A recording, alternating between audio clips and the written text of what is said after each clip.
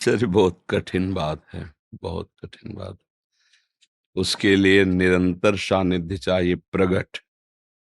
खान पान संयम, आसन प्राणायाम व्यायाम, ये अखंड शब्द उनके अंदर आता है जो ऋषि कुलों में रहे हैं, जो ऋषियों के आश्रमों में शासन में रहे हैं, जहाँ संसार का इतना विषय बाहुल्यता है, जहाँ का खान पान अपवित्र है, जहाँ का संग दूषित है।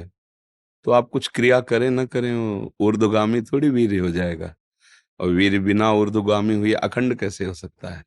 उसके लिए आसनों पर 6-6 घंटे पद्मासनों पर बैठे, हिल बिना हिले डुले, भीषण कष्ट हुआ पर उसे सही शांत, तो सुषुम्ना नाड़ी खुली, वीर ऊर्ध्वगामी हो।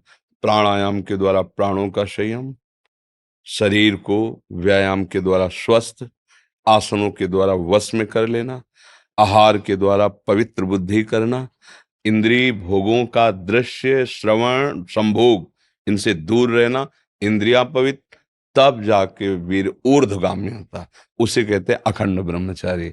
अब वीर अधोगामी हो चुकता है जब, तो उसका प्रवाह बन जाता है। क्रिया करो ना करो, वो प्रवाह में जब उसका एक समय होता है, वो फिर अपने समय से निकलता रहे। अब उसमें कि क्रिया अगर नहीं करते, कोई स्वप्न में आदि गंदी क्रिया नहीं देखते और स्वाभाविक हो जाता है, तो तुम्हें अपराध नहीं लगेगा और तुम अखंड ब्रह्मचारी नहीं कहे जाओगे। उसके लिए बहुत से अखंड ब्रह्मचर्य ऐसे थोड़ी होता है। हाँ, प्राणों की बाजी लगा देनी पड़ती है और रोना होता है। हम लोग रोए हैं, कैसे कैसे बड़े बड़े महात्माओं से सब। तो फिर अब 6 घंटे आसन पे बैठे, हर नस नाड़ी आग उगलती है। पद्मासन लगाया कभी? कभी लगाया पद्मासन है?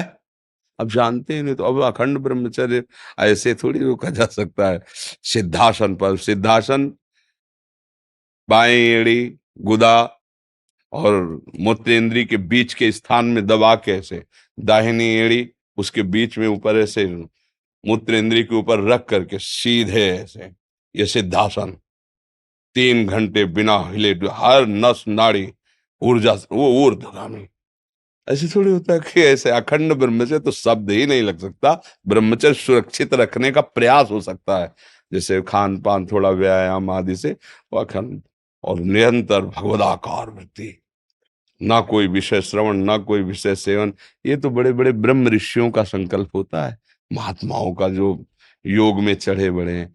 आप तो बस इतना करो, गंदे आचरण मत करो, गंदी क्रिया मत करो, गंदा भोजन मत खाओ, नाम जप करो, व्यायाम करो, शरीर को थकाओ दौड़ भाग सेवा से, तो वो लंबा समय तक चलेगा। पर वो अखंड स्थिर नहीं होगा, ऐसा नहीं हो सकता है। व्यवहारिक वातावरण में सांसारिक भोगों के बीच में रह के मनमानी भोजन करते हुए ऐसे ऐसे नहीं होता है। शून्याकार वृत्ति, ताओ, प्राण संयम, मन पवित्र, जितेंद्री, और फिर वीर ऊर्ध्वगामी। ये बहुत, मतलब ये शब्द तो मतलब नहीं हो सकता, क्योंकि यही अवस्था होती है ऊर्ध्वगामी करने की। तो या तो आप बाबा जी होते, और फिर हम देखते कि हाँ बचपन से प्रयासरत हो, तो फिर उसमें, अब आप जानते हैं कि पद्मासन कैसे कहते से, तो ऊर्ध्वगामी कैसे? मेरुदंड 6 घंटे 8 घंटे एकदम 90 अंश के कोण में सीधा, श्वास को बिल्कुल शांत, पास बैठा हुआ है लेकिन तुम्हारी श्वास नहीं सुनाई, ऐसा नहीं,